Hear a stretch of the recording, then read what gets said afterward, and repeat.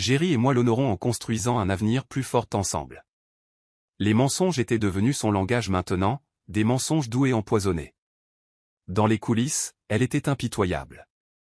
Les chefs de département furent déplacés, les membres du conseil remplacés par des visages loyaux.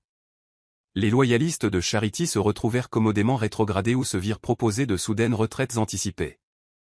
Nettoyer le passé pour que l'avenir ne trébuche pas dessus, dit-elle à Géry un soir alors qu'il trinquait au champagne. Il gloussa. On dirait ton propre slogan de relations publiques. Elle sourit, touchant son ventre plat. Eh bien, je vais bientôt être mère. Je veux que notre enfant hérite d'un royaume, pas d'un scandale. Il hocha la tête, bien que quelque chose en lui reculât à la mention d'enfant. Il n'était pas prêt, pas vraiment, mais il était trop tard pour l'avouer. Tania, ivre de pouvoir, commença à redessiner la marque Blosson. Des couleurs plus fraîches, de nouveaux slogans, un héritage dirigé par une femme. Blosson, l'avenir c'est maintenant, lisait les affiches, avec son visage subtilement dans le coin. Mais même dans son succès, elle ne pouvait se défaire du frisson sur sa nuque la nuit. Certains rêves chuchotaient avec de l'eau, des chutes, des cris. Mais elle les réduirait au silence avec des diamants, des votes du conseil et des sourires parfaitement mis en scène. Après tout, les morts ne reviennent pas. Du moins, c'est ce qu'elle pensait. Les nuits étaient les pires. Ella était allongée sur le lit d'hôpital dans sa chambre de convalescence partagée, le plafond blanc stérile n'offrant aucune réponse. Ses rêves étaient pleins de chaos, de robes trempées de sang, de lèvres murmurant des excuses, d'un cri résonnant contre du verre. Elle se réveillait en sursaut, haletante, trempée de sueur, agrippant ses draps. C'est juste le traumatisme, disait le psychiatre. L'amnésie protège parfois l'esprit de ce qu'il ne peut pas encore gérer. Mais elle savait que c'était plus que ça. Ce n'étaient pas des images aléatoires. Elle semblait vécue. Elle ne voyait pas seulement de l'eau. Elle sentait l'impact. Ses os se souvenaient du plongeon. Sa poitrine se serrait d'un chagrin qu'elle ne pouvait nommer. Pourquoi quelqu'un me ferait-il ça, murmura-t-elle une nuit, la voix tremblante. Quelle sorte de vie avais-je? L'infirmière à côté d'elle n'offrit qu'un demi-sourire, remplissant sa perfusion. Une vie qui valait la peine de survivre. Le personnel de l'hôpital s'était habitué à son silence, mais Christopher, non. Volontaire dans la petite unité de transport de l'hôpital, il l'avait remarqué pour la première fois en livrant des échantillons de sang au service. Au début, ce n'était que de la curiosité, l'étrange cicatrice sur son épaule, ses yeux méfiants, la façon dont elle sursautait quand les gens la touchaient. Mais c'était la façon dont elle prononçait Ella qui lui restait en tête. Elle le disait comme si ce n'était pas son nom, comme si elle l'empruntait. Et un jour, en déposant des fournitures, il l'aperçut debout près de la fenêtre, son profil baigné de soleil. C'est là qu'il l'a vue. La petite cicatrice sous sa mâchoire, juste sous son oreille gauche. Son souffle se coupa. Il avait été le chauffeur de Charity Blosson pendant 3 ans. Il avait vu cette cicatrice chaque matin alors qu'elle ajustait ses boucles d'oreilles sur le siège arrière. Ça ne pouvait pas être, mais c'était bien elle. Il ne dit rien alors, se contentant de la fixer. Et la seule pensée qui résonnait dans son esprit était, elle n'est pas censée être en vie. Christopher était assis sur un banc rouillé derrière le bâtiment des fournitures de l'hôpital. Il fixait son pain à moitié mangé tandis que les pensées tourbillonnaient violemment dans son esprit. Il n'avait dit à personne, pas même à l'infirmière en chef, ce qu'il suspectait. Pendant 2 semaines, il l'avait observé discrètement à distance. Chaque mouvement, chaque regard lui rappelait davantage la femme qu'il conduisait autrefois dans les rues bondées de la ville. La femme qui lui offrait du thé les matins de pluie et ne lui donnait jamais l'impression d'être un serviteur. Mais le visage était différent maintenant, subtilement. La peau autour de ses yeux avait guéri plus tendue, le nez plus anguleux, la voix plus rauque. Pourtant, la cicatrice sous son oreille n'avait pas changé, ni la légère courbure intérieure de son petit doigt gauche, une habitude qu'elle avait lorsqu'elle était plongée dans ses pensées. Il ne pouvait plus l'ignorer. Je dois lui parler, se marmonna-t-il en attrapant sa veste. Ce soir-là, il frappa doucement à sa porte, prétendant remplacer sa perfusion. Elle le regarda avec des yeux fatigués, méfiante mais pas alarmée. « Est-ce que je vous connais ?» demanda-t-elle après une longue pause. Il força un petit sourire. « Non, mais je pense que je vous connais. » Ses sourcils se froncèrent. On m'appelle Ella, dit-elle prudemment. Christopher s'assit, baissant la voix. Vous étiez quelqu'un d'autre, quelqu'un d'important. Je travaillais pour la famille Blosson. Je pense que vous êtes Charity Blosson. Ses yeux s'écarquillèrent, la panique ondulant sous sa peau. Ce nom. Pourquoi ai-je l'impression que c'est une blessure, murmura-t-elle en agrippant le drap. Il se pencha plus près. Je peux vous aider à vous souvenir. Mais nous devons être prudents. Si ce que je pense est arrivé. Vous n'avez pas seulement été oublié, vous avez été effacé. Sa respiration s'accéléra.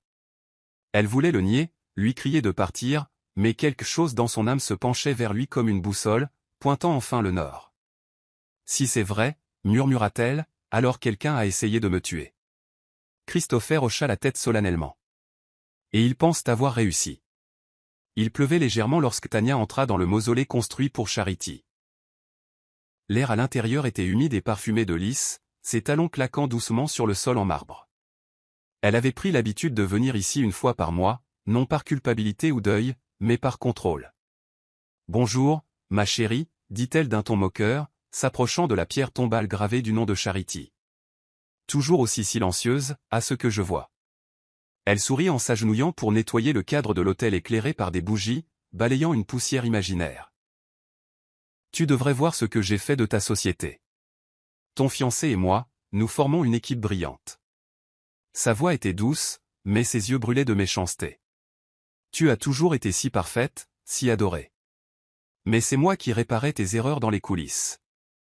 Maintenant, regarde qui se repose et regarde qui s'élève. À son insu, une caméra à détecteur de mouvement caché dans un pot de fleurs décoratif enregistrait chaque mot. Christopher l'avait installé quelques jours auparavant, soupçonnant que la culpabilité finirait par délier la langue de Tanya. De retour en ville, Christopher visionnait la séquence encore et encore dans son petit appartement, zoomant sur son expression suffisante. Elle danse pratiquement sur sa tombe, marmonna-t-il amèrement. Pendant ce temps, Ella, sachant maintenant son vrai nom, mais encore trop effrayée pour le revendiquer, regardait en silence, stupéfaite. « C'est ma meilleure amie ?» demanda-t-elle, l'incrédulité déformant son visage. « Elle m'a enterré sans larmes. » Christopher hocha la tête, et a célébré tes funérailles comme une fête. Ella secoua la tête. « Alors pourquoi ai-je encore le cœur brisé quand je la regarde ? Comment quelqu'un qui a connu mon enfance a-t-il pu devenir ça ?» Il se tourna doucement vers elle, parce que l'envie ne crie pas toujours. Parfois, elle sourit jusqu'à ce que tu lui fasses confiance. Ella serra les poings, quelque chose vacillant derrière ses yeux, pas tout à fait de la rage, mais de la détermination. Si j'ai été effacé, alors je me réécrirai. Mais je ne franchirai pas cette porte en étant la même femme qui est tombée. Christopher la regarda tranquillement. Alors qui deviendras-tu ? Elle expira. Quelqu'un qu'ils ne verront jamais venir. Christopher passa toute la nuit à taper une lettre soigneusement formulée. Chaque phrase était précise, prudente et destinée à secouer Jerry sans trop en révéler. Il la signa anonymement et l'envoya directement au bureau juridique privé du groupe Blosson. À l'intérieur de l'enveloppe, il joignit des images fixes de la séquence du mausolée et une note qui disait « Astérisque les morts ne restent pas toujours enterrés. Préparez-vous à son retour » mais la lettre n'atteignit jamais sa destination prévue. Un stagiaire junior l'intercepta le lendemain matin et, dépassé par le cachet confidentiel et l'absence d'adresse, la remit directement à Jerry. Jerry parcourut le contenu une fois, son visage se raidissant en arrivant à la dernière ligne. « Qui a envoyé ça ?» aboya-t-il. Le stagiaire haussa les épaules, impuissant.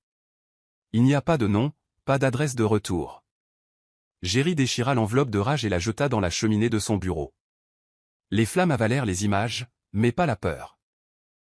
Plus tard dans la journée, il claqua la porte de son pantouse derrière lui et attrapa Tanya par le bras. « Es-tu retourné là-bas encore ?» exigea-t-il. Elle cligna des yeux de surprise. « De quoi tu parles ?»« Le mausolée. Quelqu'un t'a enregistré. Et ils l'ont envoyé à mon bureau. » Ses yeux s'écarquillèrent, une panique authentique perçant dans sa voix. « Je pensais que c'était sûr. Je n'ai vu personne. » Il la coupa. « Tu es imprudente. Nous ne pouvons nous permettre aucune erreur maintenant. » Elle croisa les bras fermement. Peut-être si tu n'avais pas laissé le corps là où il pouvait être trouvé. Il a été brûlé. Elle est morte, rugit-il. Personne ne survit à une chute comme ça. Tania, secouée, détourna le regard. Alors pourquoi avons-nous encore peur? Un silence pesa entre eux. Pour la première fois depuis la disparition de Charity, l'illusion du contrôle se fissura. On s'en tient au plan. Dit Jerry enfin, sa voix plus basse mais plus froide. Plus de visites, plus de dérapages. Ce mariage doit avoir lieu. Alors tout sera scellé, définitivement. Mais aucun d'eux ne remarqua la cendre de l'enveloppe maculée sous son bureau, ni la minuscule puce intégrée qui n'avait pas du tout brûlé. C'est lors d'un orage froid du matin qu'Ella a déterré le collier. Les infirmières lui avaient rendu ses affaires dans un petit sac scellé, principalement des restes déchiquetés de la robe qu'elle portait la nuit où on l'a trouvée. Elle a failli les jeter jusqu'à ce que son doigt effleure une petite couture intérieure cousue derrière la doublure de la robe. Elle tira sur le fil avec soin et quelque chose tomba dans sa paume. Une chaîne en argent légèrement rouillée au fermoir mais indéniablement intacte. Accroché à celle-ci se trouvait un pendentif en forme de cœur délicatement gravé au dos. Astérisque à ma future épouse, Jerry astérisque elle le fixa pendant ce qui sembla être des heures, une vague de nausée lui tordant les entrailles. Ses mains tremblaient alors qu'elle traçait les lettres encore et encore, comme si elles allaient se réécrire. Un souvenir la secoua comme un éclair, lui attachant cette même chaîne autour du cou, chuchotant « Tu seras toujours à moi ». L'écho la fit reculer. Elle courut au miroir de la salle de bain, arracha les bandages sous son oreille et étudia la cicatrice, celle que Christopher avait mentionnée. La même cicatrice qu'elle détestait dans sa jeunesse et que seul un homme avait jamais qualifiée de belle. Elle se pencha plus près et c'est là que le barrage en elle se fissura. Pas tout d'un coup, mais avec des fragments vifs et douloureux.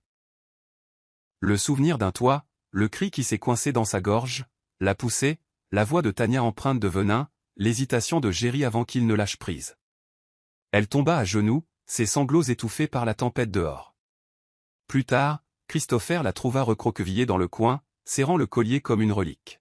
« Je me souviens » murmura-t-elle sans lever les yeux, pas de tout, mais assez pour savoir qu'ils ont essayé de me tuer. Il s'accroupit à côté d'elle, la main ferme sur son épaule. « Alors il est temps que nous arrêtions de survivre dans l'ombre, mais nous allons le faire intelligemment. Tu n'entreras pas en tant que Charity Blossom. » Elle le regarda lentement, la voix froide et vide. « Non, elle est morte cette nuit-là. Je reviendrai en tant que quelqu'un d'autre, quelqu'un qu'ils ne verront pas venir. » Elle serra le pendentif plus fort, et je prendrai tout ce qu'ils ont essayé de voler, un mensonge à la fois. 2 semaines plus tard, Ella, désormais légalement rebaptisée Marion Otakba, sortit d'un modeste taxi noir devant le siège principal du groupe Blossom. Ses boucles autrefois douces avaient été lissées et teintes d'une couleur cuivrée. Ses pommettes étaient plus définies, grâce à la chirurgie reconstructrice qui avait corrigé une partie des dommages de son visage. Des lentilles de contact coloraient ses yeux autrefois sombres d'un noisette clair, et son accent, maintenant soigneusement ajusté par la thérapie, portait une inflexion du nord qui la rendait presque méconnaissable, même pour ceux qui étaient les plus proches de la vraie elle. Elle portait un chemisier bleu foncé, un pantalon taille haute et des talons bas, professionnels, discrets, oubliables. Elle serrait contre sa poitrine un dossier marron contenant son faux CV et ses références, tous étayés par de véritables diplômes. Christopher l'avait discrètement aidé à les acquérir. Sa nouvelle identité était à toute épreuve. La réceptionniste leva à peine les yeux lorsqu'elle s'approcha. « Bonjour. Je suis ici pour le stage en conformité juridique, dit-elle calmement. »« Non. Marion Otakba. » Le nom sortit sans effort, mais son pouce accéléra. Quelques instants plus tard, elle fut escortée au service des ressources humaines. Assise dans la salle d'attente, elle vit un portrait encadré de Jerry et Tania accrochés au mur du fond, riant, radieux, confiant. Son estomac se tordit. L'agent des RH, une femme vive d'âge moyen avec des lunettes, appela son nom. « Mademoiselle Otakba, suivez-moi. » Marion se leva et entra dans la salle d'entretien aux parois de verre, où une odeur de lavande et de café se mélangeait de manière anormale. Les questions fusèrent, formation, études, expérience antérieure. Elle y répondit toutes avec une précision tranquille. L'agent hocha la tête en signe d'approbation. Nous vous commencerons en probation sous la direction de l'analyste juridique d'entreprise. Si vos rapports sont satisfaisants, nous rendrons le poste permanent. Juste comme ça, Marion était dedans. Plus tard dans la journée, elle s'assit à son nouveau bureau, entourée d'inconnus et de souvenirs fantômes. Géry passa une fois devant elle, trop distrait par son téléphone pour lui jeter un regard. Pourtant, son souffle se coupa. Elle n'était pas prête pour un contact visuel, pas encore. Ce n'était pas de la vengeance. C'était une reconquête. Et elle commencerait, non pas par une révélation, mais par l'observation. On ne frappe pas depuis la surface, se murmura-t-elle en tapant son premier email. On frappe quand personne ne se souvient que l'eau retient encore son souffle. Dès la 2e semaine de son stage, Marion s'était intégrée au système du groupe Blosson comme un fantôme dans la machine. Elle se déplaçait discrètement, prenait des notes pendant les réunions, restait tard quand personne ne le lui demandait. Sa supérieure, une responsable juridique surmenée nommée Madame Okonkwo, loua sa diligence, la laissant même assister à des audits de conformité sensibles. Cela lui donna accès à d'anciens contrats juridiques, à des dossiers d'avant la fusion et à des transcriptions de conseils d'administration privés. Mais rien ne la secoua plus que la note qu'elle lut tard un soir, une mise à jour interne sur le mariage à venir de Géry et Tania. Tout le personnel est invité à la réception du soir, lisait-on. Pour célébrer le nouvel héritage du groupe Blosson. Marion fixa les mots pendant un long moment. Ses mains se mirent à transpirer. Ils sont vraiment allés jusqu'au bout, murmura-t-elle. Ils m'ont vraiment tué et ont fixé une date pour le célébrer. Sa voisine de bureau, une analyste aux yeux vifs nommée Témi, jeta un coup d'œil. Ça va? Marion hocha rapidement la tête. Juste en train de traiter des chiffres. Quand elle retourna dans son minuscule appartement plus tard cette nuit-là, elle s'effondra sur le canapé, les yeux fixés au plafond. Christopher s'assit en face d'elle, sirotant de l'eau. Tu as trouvé quelque chose? Demanda-t-il. Elle se redressa lentement et fit glisser la note sur la table. Son visage se crispa. Il se marie le mois prochain. Publiquement. Cela donnera l'impression que tout est légitime, légalement, moralement, émotionnellement. Marion se frotta les tempes. Je n'arrive pas à croire que je planifiais une vie avec lui, et qu'il planifiait des funérailles. Sa voix se brisa, mais aucune larme ne vint. Et Tania? Elle m'a regardé dans les yeux pendant des années et m'a appelé sa sœur. Christopher se pencha en avant. Tu ne vas pas les laisser gagner, n'est-ce pas? Elle secoua la tête. Plus maintenant. Je ne suis pas ici pour pleurer, je suis ici pour reconquérir. Après un temps de silence, elle murmura. Mais je ne peux pas encore dire mon nom. Même pas à moi-même. Christopher se leva et se dirigea vers la fenêtre. Alors ne le fais pas, dit-il. Les noms ont du pouvoir. Utilise-les leurs pour l'instant. Garde le tien comme ton arme. Elle hocha lentement la tête, fixant son reflet. Marion travaille peut-être pour eux, mais Charity les enterrera. Tania tapotait impatiemment sur son bureau, feuilletant des dossiers de partenariat sur lesquels elle n'arrivait pas à se concentrer. Quelque chose la rongeait depuis la semaine dernière. Une démangeaison à l'arrière de son esprit qu'elle ne pouvait atteindre. Tout a commencé par un regard. Un moment fugace dans le couloir, où une nouvelle stagiaire la regardait, non pas avec admiration comme les autres, mais avec une familiarité étrange. Ce n'était pas le visage. C'était la posture. La façon dont sa tête s'inclinait en lisant. La façon dont elle serrait sa main gauche lorsqu'elle était frustrée. Elle se surprit à observer la jeune fille, Marion, disait-il, un après-midi dans la salle du personnel. Marion riait avec un autre stagiaire, mais le rire était doux, mesuré, retenu. Tout comme celui de Charity. Ça va? Demanda Géry en entrant dans le salon et en tendant un smoothie à Tania. Elle cligna des yeux. Bien. Juste surmenée. Mais ses yeux revinrent vers Marion, qui avait maintenant jeté un coup d'œil dans leur direction et s'était rapidement détournée. Plus tard dans la nuit, Tania était assise sur son tabouret de coiffeuse à la maison, se démaquillant en l'encercle. As-tu déjà regardé quelqu'un et eu l'impression qu'il savait quelque chose que tu avais oublié de cacher? Demanda-t-elle doucement. Géry, étendu sur le lit derrière elle, ne leva même pas les yeux de sa tablette. Qui donc? Cette stagiaire, Marion. Elle me rappelle Charity. Géry leva enfin les yeux. Tu penses encore à elle, claqua-t-il. Tu as enterré cette femme. Tu as gagné. Laisse tomber. Tania se leva lentement et se dirigea vers la fenêtre. Et si nous ne l'avions pas enterrée assez profondément? Son reflet la regardait, maquillée, parfaite et vide. Je me sens observé. Jerry ricana. Nous sommes des personnalités publiques, tant. Habitue-toi. Mais sa voix n'était pas ferme. Elle vacilla juste assez pour révéler que lui aussi avait senti un changement. Aucun des deux ne l'admit à voix haute, mais le passé ne restait pas enterré. Il se déplaçait sous leurs pieds comme quelque chose qui montait, lent, patient et délibéré. De l'autre côté de la ville, Marion entoura une date dans son carnet caché. Le 12 mai, le jour de leur mariage. Elle appuya si fort sur le stylo que l'encre traversa la page. Marion se déplaçait dans les archives avec une précision d'experte. Armée des codes d'accès que Christopher avait récupérés de ses anciennes accréditations d'entreprise. Les sauvegardes numériques du service juridique étaient complètes, mais c'étaient les bandes de sécurité hors réseau qu'elle cherchait, en particulier les images privées du toit de la semaine de sa mort. Elle attendit jusqu'à minuit, lorsque la plupart du personnel était rentré chez lui, et se glissa dans la sous-salle de surveillance au 9e étage. Une armoire de rangement grinçante contenait des disques étiquetés des années passées. Elle parcourut les dossiers jusqu'à ce que ses doigts trouvent celui marqué « Toissé, semaine du mariage ». Son cœur battait la chamade alors qu'elle chargeait les images sur un ordinateur portable caché. L'écran vacilla et s'alluma. Elle était là, vivante. Dans sa robe de mariée. Puis vint la confrontation. Des mouvements étouffés. Une bousculade floue.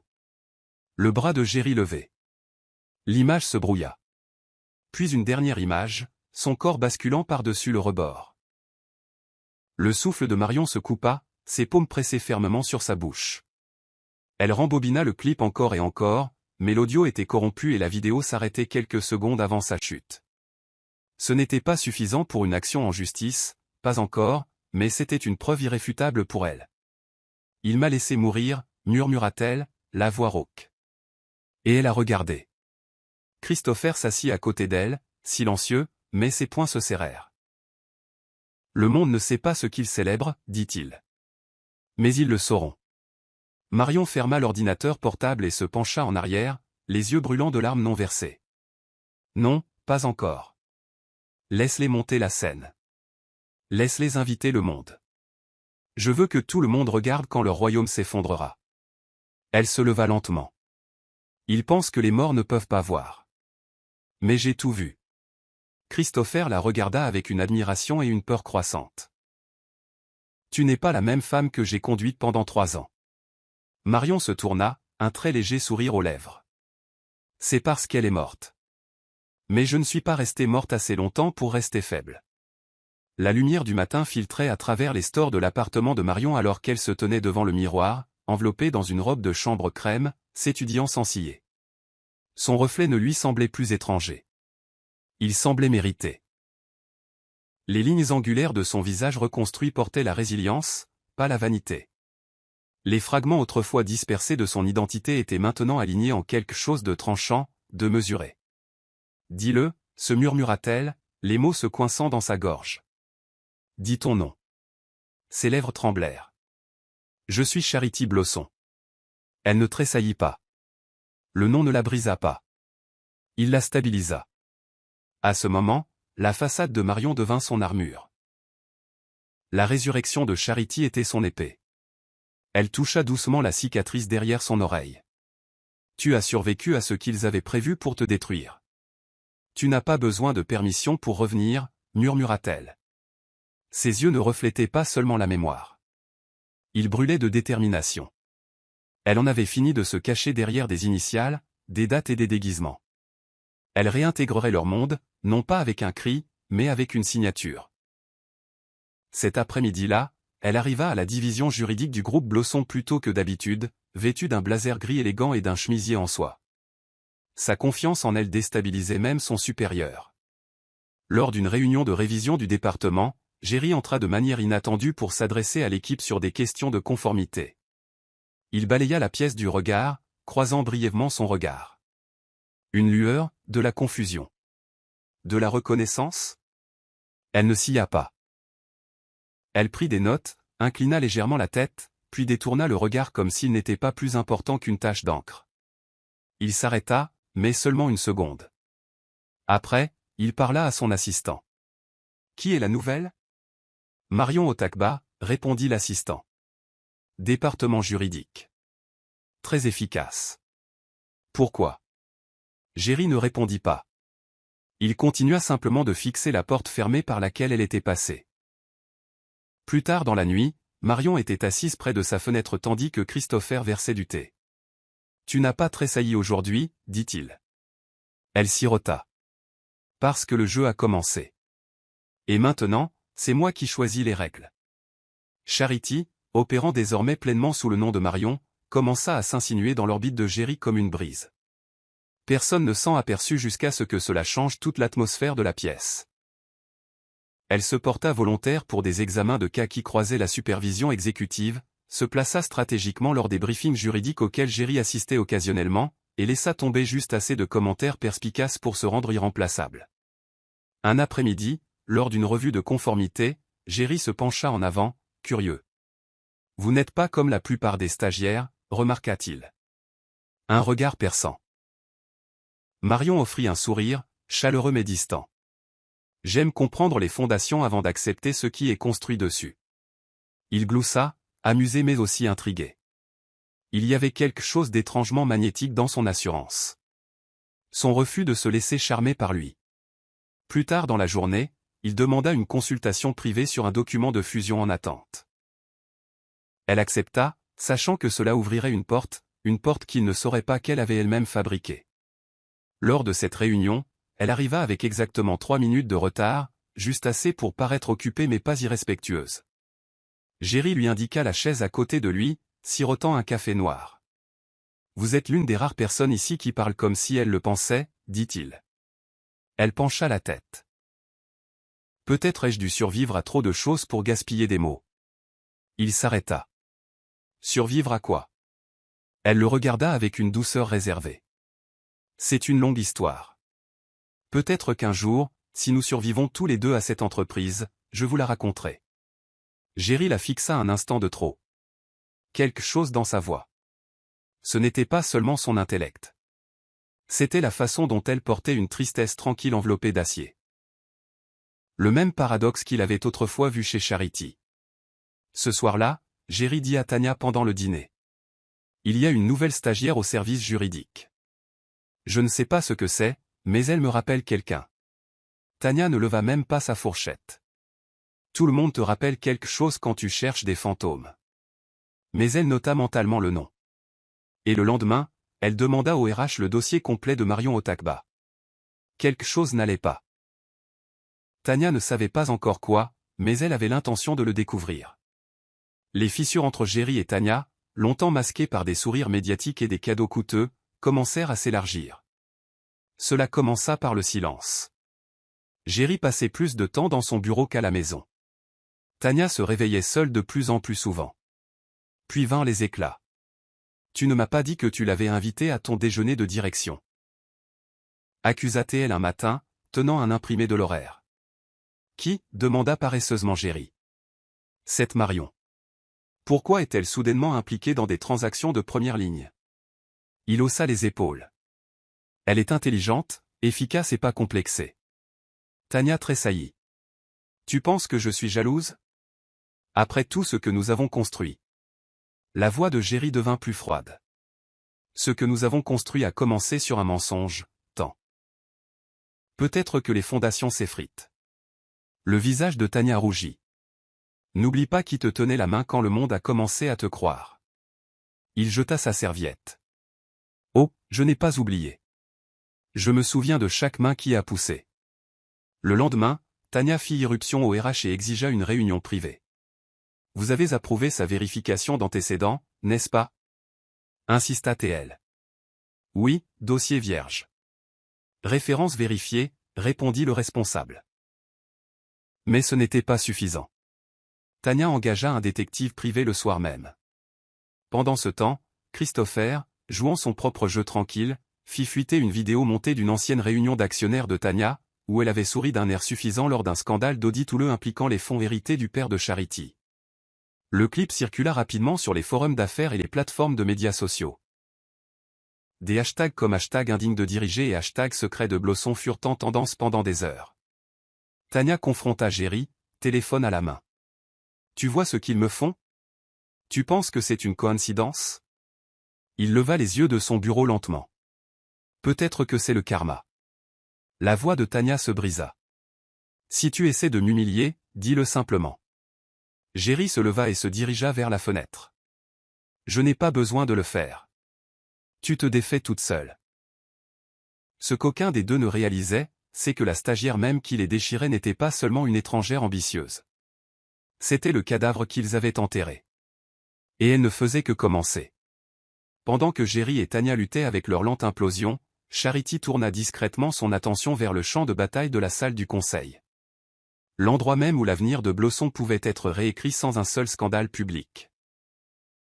Avec l'aide de Christopher, elle acquit discrètement des actions par le biais d'investisseurs mandataires, des actionnaires plus âgés qui avaient autrefois soutenu son défunt père, mais qui avaient été évincés après sa disparition. Elle leur rendit visite dans des maisons tranquilles, vêtues simplement, armées de faux documents, de nouvelles stratégies et d'une pointe de vulnérabilité. Blosson représentait autrefois un héritage, leur disait-elle. Maintenant, il représente la trahison et le vernis. Sa passion les a convaincus. Petit à petit, des actions qui semblaient autrefois dormantes changèrent de main pour passer en possession de sa société de portefeuille discrète, Lentor Equity, dirigée par un prêtre non silencieux. Personne n'a fait le lien entre les rachats soudains et Marion. Le jour où les résultats financiers trimestriels de Blosson devaient être publiés, Charity passa devant l'équipe des relations avec les investisseurs alors qu'il s'agitait à cause d'un schéma suspect. Un bloc croissant de droits de vote s'accumulant sous un nom que personne ne reconnaissait. Jerry entra tard dans la réunion de stratégie, préoccupé par des rumeurs qu'il n'avait pas encore confirmées. Tania, pâle et exceptionnellement silencieuse, lui tendit un imprimé. « Tu vois ça? Cette firme, Lentor Equity, ils ont acheté 11% de nos parts en 2 mois. Ce n'est pas normal. » Jerry plissa les yeux. « Qui est derrière ça? » Elle secoua la tête. « Personne ne sait. Ils ne prennent pas de rendez-vous. Juste des signatures. » Charity, assise tranquillement en face avec un stylo à la main, jeta un coup d'œil au graphique et griffonna une note dans son agenda. 12% d'ici la semaine prochaine. Le tonnerre silencieux est toujours du tonnerre. Astérisque alors que les dirigeants débattaient, elle leva les yeux vers Jerry et sourit, ni gentiment, ni cruellement, juste profondément, d'un calme déconcertant. Le genre de calme qui n'appartient qu'à quelqu'un qui n'a plus rien à perdre et tout à reconquérir. Un colis arriva au bureau de Tania juste avant midi, sans nom, sans timbre, livré en main propre. Son assistante le posa sur son bureau avec un haussement d'épaules nerveux. Il était dans le hall, laissé par un homme en casque. Il a disparu avant que la sécurité ne puisse l'interroger. Tania hésita, les paumes déjà moites. Elle ouvrit la boîte ordinaire avec précaution, décollant le papier de soie marron doux à l'intérieur. Ce qu'elle trouva la figea. Une note encadrée sur du papier vieilli, écrite d'une main qu'elle reconnut instantanément, astérisque jusqu'à ce que la mort nous sépare. Mais la mort n'est pas la fin, astérisque son sang se glaça. Elle agrippa le cadre avec des doigts tremblants, le lisant encore et encore, comme si les mots allaient se transformer en autre chose. Mais non, l'inclinaison de l'écriture cursive, la pression des traits, c'était indubitablement l'écriture de Charity. Non, murmura-t-elle en reculant. Ce n'est pas possible. Elle se précipita dans le bureau de Jerry, claqua le cadre sur son bureau et cria, c'était sur ma table. Elle a écrit ça, Jerry. Je reconnais cette écriture. Jerry le regarda, son visage s'assombrissant. D'où ça vient? Il a été laissé en bas. Pas d'empreinte, rien. Tania s'étouffa. Jerry se pencha en arrière, visiblement secoué. Elle est morte, dit-il, moins certain qu'avant. Nous avons brûlé sa robe. Nous l'avons vue tomber. Tania le fixa, la voix craquante. Alors pourquoi ai-je l'impression qu'elle nous regarde? Pourquoi tout ressemble à un coup monté? Jerry se frotta les tempes, puis se leva. Nous devons agir normalement. Pas de réaction à la presse. Pas de panique interne. Ce mariage aura lieu. Tu m'entends? Nous finissons ce que nous avons commencé. Tania hocha la tête d'un air absent, mais le cadre restait entre eux comme une tombe ouverte. De l'autre côté de la ville, Charity se tenait dans un café bondé, regardant les rapports sur le bétail sur une télévision en sourdine.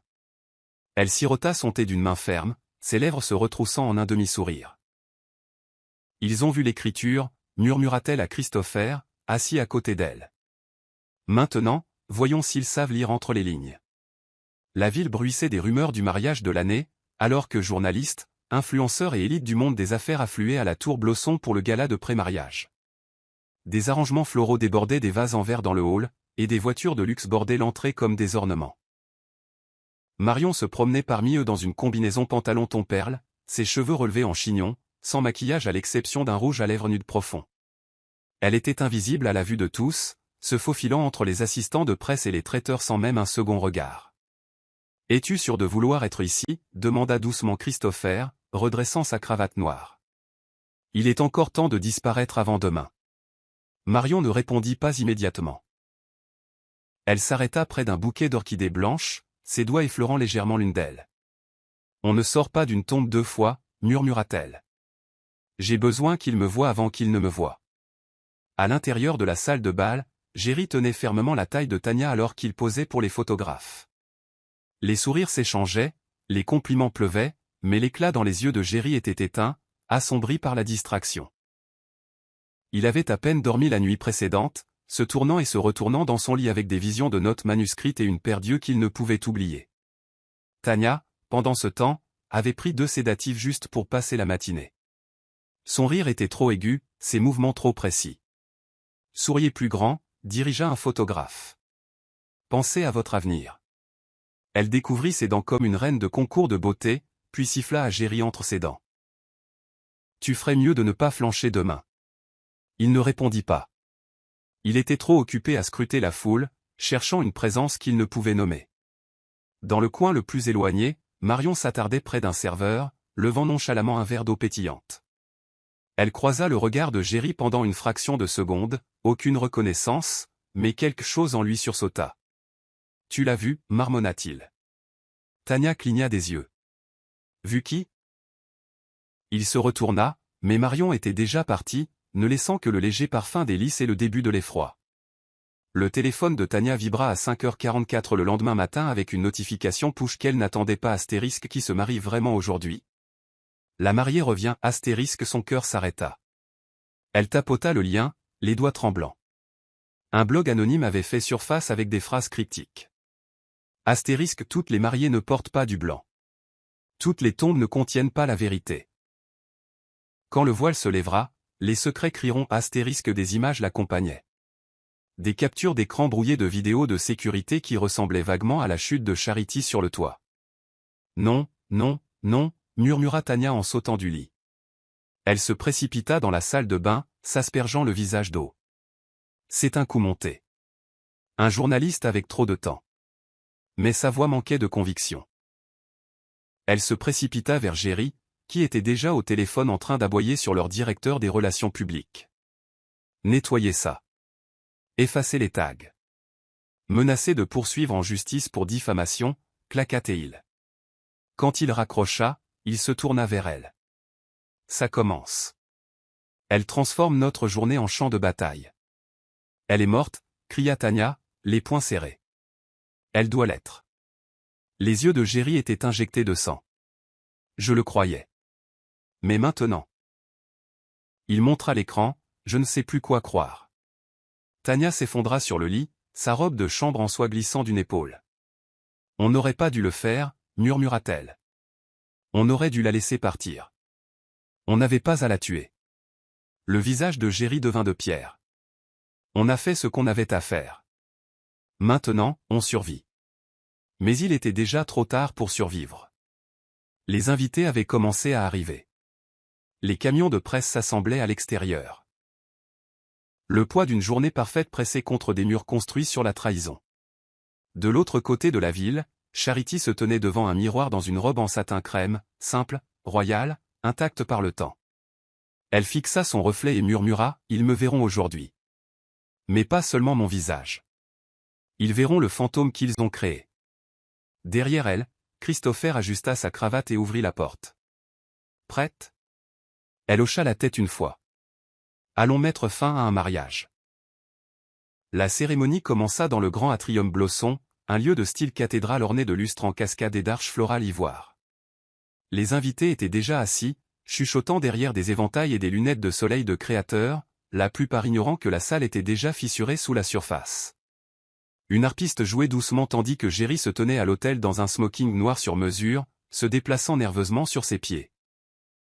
Tania, rayonnante sous des couches de maquillage, apparut.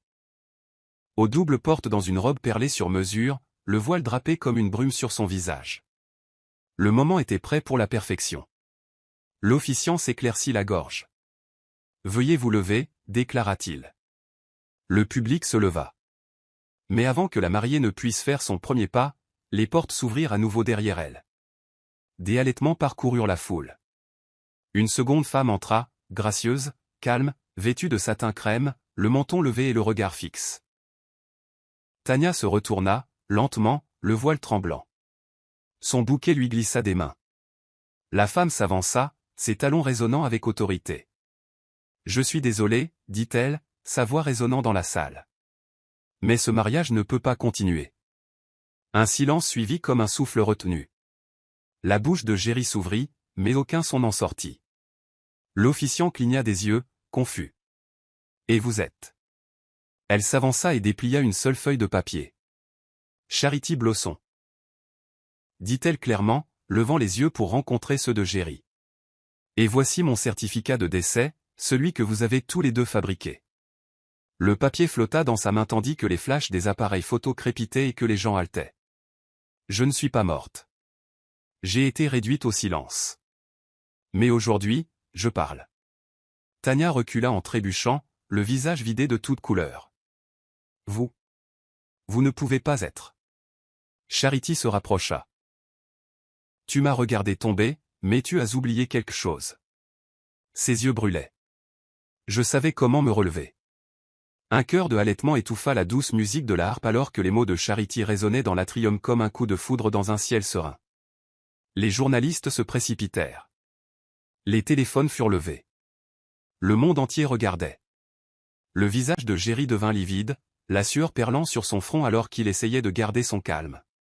« C'est un jeu malsain, dit-il, la voix tremblante. « Sécurité, aboya-t-il, mais personne ne bougea. Eux aussi étaient stupéfaits, figés par la révélation qui se déroulait en temps réel. Charity se tourna vers les invités, sa voix inébranlable. « La société que vous célébrez aujourd'hui a été bâtie sur le sang. Sur la trahison. J'ai été enterrée vivante par ces deux-là. Mais ce qu'ils n'ont pas tué, c'est ma vérité. » Les murmures se transformèrent en cris. Les membres du conseil chuchotaient d'urgence, sortant déjà leur téléphone. Tania arracha son voile, sa poitrine se soulevant et s'abaissant de manière erratique. « Tu es morte, tu l'étais. Laissée pour me noyer, » coupa Charity, son ton acéré comme de l'acier. « Mais j'ai nagé. » Ses yeux se posèrent sur Jerry. « Et toi, tu as regardé. Tu n'as rien dit, tu n'as rien fait. Tu as signé des documents en utilisant mon nom, falsifié une procuration, transféré la société de mon père entre tes mains. » Elle se tourna de nouveau vers la foule. « Il y a des enregistrements, des témoins, des traces d'acide, et maintenant, il y a moi. » Christopher sortit de l'allée latérale, tenant une tablette diffusant déjà des preuves sur une chaîne d'information privée. L'écran montrait des images, des notes vocales, des chronologies. Chaque mensonge mis à nu. L'officiant recula d'un pas, clairement secoué. « Ce mariage est nul, » dit-il maladroitement. « Il ne peut pas se poursuivre dans ces circonstances. » Charity croisa le regard de Tania une dernière fois. « J'étais la mariée autrefois, et maintenant je suis le verdict. » Le silence qui suivit fut plus lourd que la vérité elle-même. Tania s'effondra à genoux, sa robe s'étalant autour d'elle comme les ruines d'une couronne brisée. « Tu ne peux pas faire ça. » Sanglota-t-elle, ses yeux passant d'un invité à l'autre. « Tu ne peux pas tout reprendre. » Charity se tenait au-dessus d'elle, calme mais impitoyable. « Je ne le reprends pas, » dit-elle doucement. « Je réclame ce que tu as volé. » Jerry fit un mouvement vers l'allée, mais Christopher lui bloqua le passage, brandissant un enregistreur vocal. « Tu reconnais ça ?» demanda-t-il en appuyant sur play. La voix de Géry emplit la pièce, désespérée et accablante. Astérisque si elle ne tombe pas, fais-le. Elle doit disparaître ce soir. Tania, ne recule pas maintenant. Astérisque les halètements se transformèrent en protestation. Une femme près du devant laissa tomber sa flûte de champagne. Un homme en costume bleu marine murmura, elle disait la vérité depuis le début. Le dénouement était complet. Soudain, les portes latérales s'ouvrirent et 2 officiers en civil entrèrent. Jeremiah Carson, Tania Bellow. Vous êtes en état d'arrestation pour tentative de meurtre, fraude et complot d'entreprise. Annonça l'un d'eux. Les invités commencèrent à filmer. Géry recula, mais Christopher ne broncha pas, ne fuit pas, marmonna-t-il. Elle ne l'a pas fait. Tania s'agrippa au bras de Géry, hurlant, arrange ça, arrange ça. Mais Géry tenait à peine debout. Le poids de la révélation, de la honte et de la culpabilité le fit plier. Alors que les officiers les emmenaient, Charity se tourna une dernière fois vers les invités. Vous n'êtes pas obligés de croire aux fantômes. Croyez simplement en la justice. Les applaudissements qui suivirent furent hésitants au début, puis tonitruants, jusqu'à ce que le son des menottes cliquant remplace la musique destinée à un mariage. Il n'y avait pas besoin de fleurs, de vœux ou d'alliances. La vérité était la cérémonie, et aujourd'hui elle était couronnée. 3 semaines après l'effondrement du jour du mariage, la nation était scotchée à ses écrans. Les salles d'audience étaient devenues des théâtres, et Géry et Tania étaient désormais les visages de la trahison dans tous les titres de journaux. L'accusation ne perdit pas de temps, commençant par une série de preuves accablantes. Signatures falsifiées, transferts d'actifs non autorisés, et surtout, des enregistrements vocaux liés à la tentative de meurtre de Charity. La salle d'audience était comble, bourdonnant de journalistes, d'analystes juridiques et d'anciens actionnaires de Blosson qui voulaient que justice soit rendue. Charity était assise près du devant, digne dans un costume bleu marine, ses yeux illisibles. Elle ne tressaillit ni lorsque les images de sa chute du toit furent diffusées, ni lorsque la voix paniquée de Géry emplit à nouveau la salle. Ce qui brisa le silence fut le souffle collectif lorsque ces rapports médicaux furent présentés. Elle a survécu à la chute, aux brûlures et au coma pendant qu'il dépensait son héritage, déclara le procureur. Le juge hocha la tête d'un air sombre. Poursuivez. Tania, plus composée ni prête pour les caméras, s'effondra à la barre. Je ne voulais pas la tuer, sanglota elle. Elle était toujours sur mon chemin. Je l'aimais. Son mascara coula sur ses joues comme de l'encre renversée. Géry, quant à lui, resta impassible. Lorsqu'on lui demanda s'il ressentait des remords, il répondit froidement, elle était faible. La société avait besoin de quelqu'un d'impitoyable.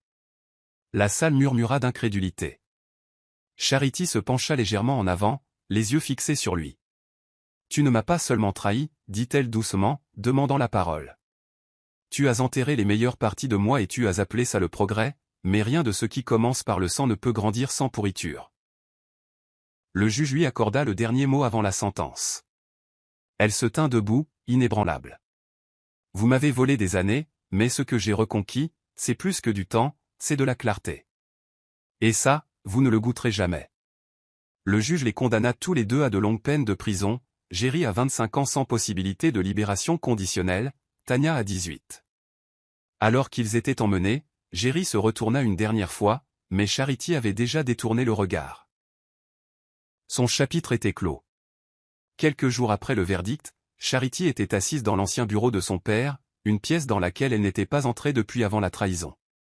La poussière recouvrait les étagères, et l'odeur de cuir vieilli et d'encre oubliée s'accrochait aux rideaux. Un conseiller juridique privé, M. Couty, maintenant à la retraite, l'avait contacté discrètement. Votre père a laissé un second testament, dit-il, lui tendant une enveloppe scellée. Il l'a gardée cachée, pour se protéger. Il craignait ce que Géry pourrait faire.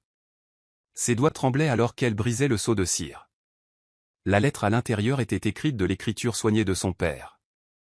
Astérisque à ma fille, Charity Blosson, en cas d'acte criminel, cette lettre servira de confirmation. La totalité du groupe Blosson vous appartient. Tout autre document est nul. Astérisque son souffle se coupa. Elle se tourna vers Christopher. Il savait, avant même moi. Christopher hocha la tête. Il les voyait pour ce qu'ils étaient. Tu étais juste la dernière à le croire. Avec le testament validé au tribunal, Charity fut réintégrée en tant que PDG du groupe Blosson sans contestation. La couverture médiatique fut implacable, la dépeignant comme un phénix qui renaissait de la trahison avec à la fois élégance et feu. Mais son premier ordre exécutif choqua tout le monde. Elle cessa toutes les apparitions publiques, refusa les interviews et se concentra uniquement sur la restructuration interne. Cette entreprise n'a pas besoin d'un spectacle, dit-elle au conseil d'administration. Elle a besoin d'être reconstruite. Les employés qui marchaient autrefois sur la pointe des pieds autour d'elle la regardaient maintenant avec une admiration tranquille. Elle réintégra les dirigeants à la retraite en qui son père avait confiance, dissolut tous les comptes persistants ouverts par Géry et lança un audit de chaque département. Un matin, lors d'un moment de calme, Blosson, sa cousine et ancienne responsable des relations publiques, s'approcha d'elle. « Tu as changé », dit-elle doucement. Charity leva les yeux, les doigts entrelacés. « J'ai dû mourir pour comprendre comment vivre. » Blosson hocha la tête. « Et maintenant ?» Charity sourit faiblement. « Maintenant, je dirige. Pas avec vengeance. Mais avec vision. » Et pour la première fois, le bureau ne ressemblait plus à un champ de bataille. Il lui appartenait de nouveau. La prison était austère et silencieuse lorsque Charity arriva, escortée par un garde silencieux. Elle ne portait ni maquillage, ni armure, juste un long manteau gris et des chaussures plates. « Le détenu Carson a accepté de vous voir », dit le garde en ouvrant la porte. Géry avait l'air différent. Sa silhouette autrefois soignée avait rétréci sous une combinaison délavée. Dès qu'il la vit, il se leva lentement, la honte gravée sur chaque ligne de son visage. « Tu es vraiment venu, dit-il, la voix rauque. Tu n'étais pas obligé. » Charity s'assit en face de lui, pliant soigneusement ses mains sur la table. « Non, je n'étais pas obligé. Mais j'avais besoin de voir l'homme qui a aidé à me tuer. Pas pour le blesser, mais pour lui faire savoir que je ne suis plus brisé. » Les yeux de Géry brillèrent. « J'ai fait des erreurs. » « Non, » l'interrompit-elle doucement. « Tu as fait des choix. » Il déglutit difficilement. « Je t'ai aimé un jour. »« Tu aimais plus le pouvoir » acheva-t-elle pour lui. « Et tu l'as choisi à chaque fois. » Les épaules de Géry s'affaissèrent. « Je la vois dans mes rêves. Pas la Charity en robe. Celle qui criait quand j'ai détourné le regard. » Pendant un moment, le silence pesa lourdement entre eux. Puis elle se pencha en avant. « Je te pardonne. Pas parce que tu le mérites, mais parce que je le mérite. Porteur tes ténèbres n'est plus mon fardeau. » Il hocha la tête, les lèvres tremblantes. « Merci. » Elle se leva, le regardant de haut. « Mais le pardon ne signifie pas le retour. Ne confonds pas ma guérison avec de la faiblesse. » Alors que le garde revenait pour la raccompagner, Géry l'appela. « Penses-tu que je ferai un jour la paix avec moi-même » Elle s'arrêta, la main sur la porte. « Seulement si tu arrêtes de te mentir à toi-même. » Elle ne se retourna pas. Tania, qu'elle visita plus tard dans la journée, ne pouvait même pas parler. Son silence était sa propre prison. Charity sortit à la lumière du soleil, clignant des yeux vers le ciel. Le passé n'était que cendre, mais elle était devenue la flamme. La salle de réunion du groupe Blosson était calme ce matin-là. Pas de flash d'appareil photo, pas de drame d'actionnaire, pas de coupe de champagne levée pour célébrer. Juste Charity. Assise à la tête de la table dans un tailleur pantalon ivoire impeccable, ses doigts reposant légèrement sur un dossier relié en cuir marqué « Proposition de transition finale ». Autour de la table étaient assis les dirigeants les plus fiables de Blosson, sa cousine Blosson, M. Couty, et deux nouveaux chefs de département qui s'étaient avérés loyaux pendant la tempête. Elle s'éclaircit doucement la gorge. « Il y a 3 ans, j'étais censé entrer dans cette entreprise en tant qu'épouse. Je suis revenue en tant que témoin, et maintenant, je choisis de partir en tant que femme qui sait enfin qui elle est. » Des murmures confus parcoururent l'assemblée. Elle ouvrit le dossier et fit glisser une lettre signée vers l'avant. « Avec effet immédiat, je démissionne de mon poste de PDG. » Des halètements éclatèrent. Blosson se pencha en avant, stupéfaite. « Charity, tu as reconstruit cette entreprise. Pourquoi partir maintenant ?» Charity sourit sincèrement, paisiblement. « Parce que la survie m'a appris à me battre. Mais la guérison m'a appris à lâcher prise. Elle se tourna vers Blosson, posant une main sur la sienne. Tu as été mon ancre depuis le jour où je suis revenu. Je te fais confiance pour diriger non pas avec du bruit, mais avec clarté. Des larmes brillèrent dans les yeux de sa cousine. Je suis honorée, murmura-t-elle. Mais tu vas nous manquer. Charity se leva, rassemblant les quelques objets personnels qu'elle gardait au bureau. Une photo de son père, un stylo en cristal et une petite plante d'orchidée qui n'avait jamais cessé de fleurir. Je ne serai pas loin, dit-elle. Mais je veux commencer autre chose. Quelque chose à moi. Calme, honnête, plein de sens. Alors qu'elle sortait du bâtiment, tout le personnel se tenait le long du couloir, applaudissant, non par protocole, mais par respect. Pas un mot ne fut prononcé. Elle hocha la tête gracieusement, puis sortit à l'air libre.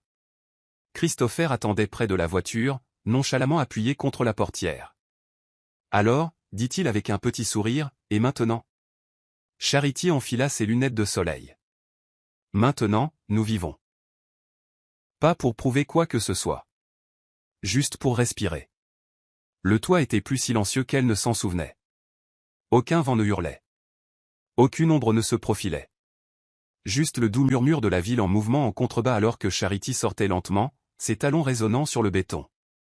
Elle portait une robe bleu pâle, le tissu doux contre sa peau, ses cheveux lâches et glissés derrière une oreille. Cette fois, il n'y avait pas de secret qui attendait au bord, seulement la conclusion. Elle s'approcha de l'endroit même d'où elle était tombée, maintenant bordé de rails renforcés et de lignes fraîchement peintes. Christopher se tenait derrière elle à une distance respectueuse, les mains dans les poches. « Je n'aurais jamais pensé que tu reviendrais ici, dit-il doucement. Elle se tourna légèrement. « Je devais le faire, répondit-elle. Pas pour la vengeance, ni même pour des réponses. Juste pour montrer à cet endroit qu'il n'a pas gagné. » Elle s'accroupit et posa une lettre pliée sur le sol, scellée et adressée simplement, astérisque à la femme que j'étais, astérisque. Ils restèrent en silence, regardant le soleil du début de soirée peindre les bâtiments en or. Regrettes-tu parfois que rien de tout cela ne soit arrivé, demanda finalement Christopher. Charity secoua lentement la tête. Non. Dit-elle, parce que cela m'a appris qui je ne suis pas et m'a rappelé qui je suis. Il offrit un petit hochement de tête, le genre partagé par des gens qui ont traversé le feu et appris à aimer les marques de brûlure. Elle se tourna complètement vers lui maintenant, une douceur dans ses yeux. J'en ai fini de vivre sous d'anciens noms, sa femme, leur victime, cette femme qui est tombée. Elle sourit faiblement. Je suis Charity Blosson. Et cette fois, personne d'autre ne porte ce nom. Christopher plongea la main dans son manteau et lui tendit un petit carnet, celui dans lequel elle avait griffonné pendant ses jours en tant que Marion.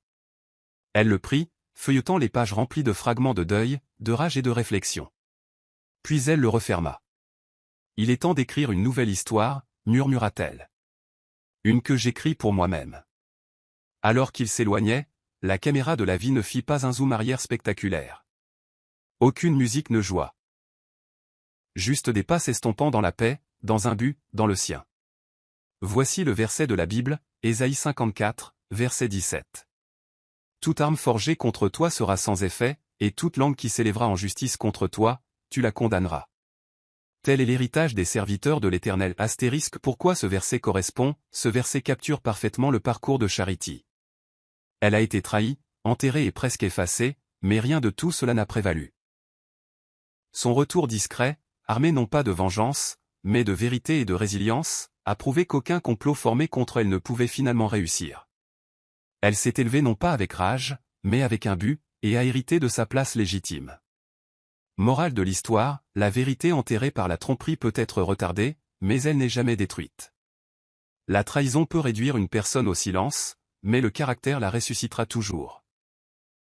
Vous n'avez pas besoin de vengeance pour gagner, vous avez besoin de clarté, de patience et du courage de guérir selon vos propres termes.